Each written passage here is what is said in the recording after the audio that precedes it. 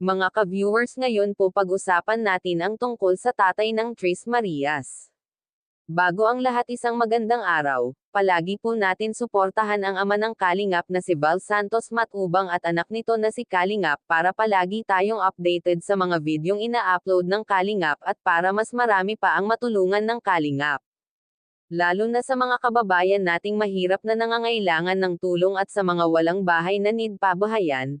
Mga ka-viewers, muling pinuntahan ni Kuya Rab ang magkakapatid na mahiyain para sabihin ang magandang balita at maraming surprise si Rab sa kanila na siguradong masaya sila.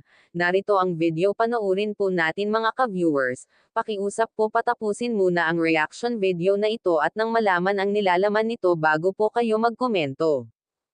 Masaya ka? Masaya ka naman? Ikaw, Melissa, masaya ka? Masaya naman pala sila. Ay, hawakan mo to. Sige, nabigay ko. Ano to? Fresh from the farm. Ibig sabihin, Beshi, kahit seryoso sila dyan, masaya naman pala sila. No, nahiya lang. Nahiya lang. So, may bibigyan ako sa inyo. Ayun. Thank you po. Grabe, may bahay na sila, may nag-sponsor pa. Nay, dito kayo, Nay. Ay, kala ko. Nay, dito ka, Nay. Nanay. Si tatay nakita ko, umalis ha. Ba't umalis? Hindi, nandun po. Ay, tatay. Si tropa mo. Pakilala.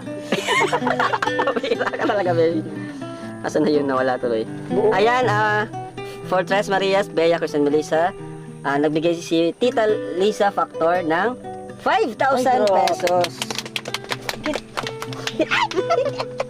1, 2, 3, 4, 5. Thank you po, Kuya Rab. Ayan. Si nanay na tatanungin ko, Nay. Kasi Nay, nakikinig ka naman kanina, no? Nagbili na po kami ng gamit sa bahay. So may gamit na doon, mapapaload niyo po paload niyo po pag-upload namin ng vlog. Salamat po. So, ang gagawin niya na talaga, matutulog, kakain, uupo. Salamat din po. Ano na yung masasabi niya at may kompleto ng gamit kayo? Kumbaga itong bahay na to, ano na talaga, say goodbye na kayo dito. Malapit na. Malapit na. Actually, papakita ko. Yes, excited ako. Para maniwala kayo, Nay.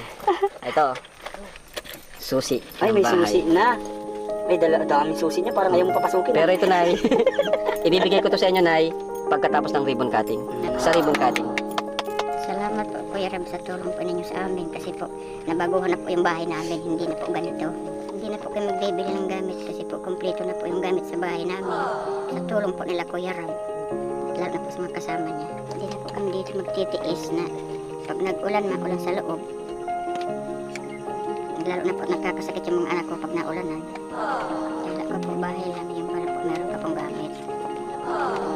Yan. Alam mo, Nay, kung sino yung dapat pasalamatan mo maliban sa akin. Actually, siya talagang dapat pasalamatan mo. Ako ay ano lang, pangalawa or sabi natin, hindi ako yung dapat pasalamatan na una, kundi si Lord. Ano, Nay? Napipray po kayo palagi? Opo. Siya po ang may gawa ng lahat.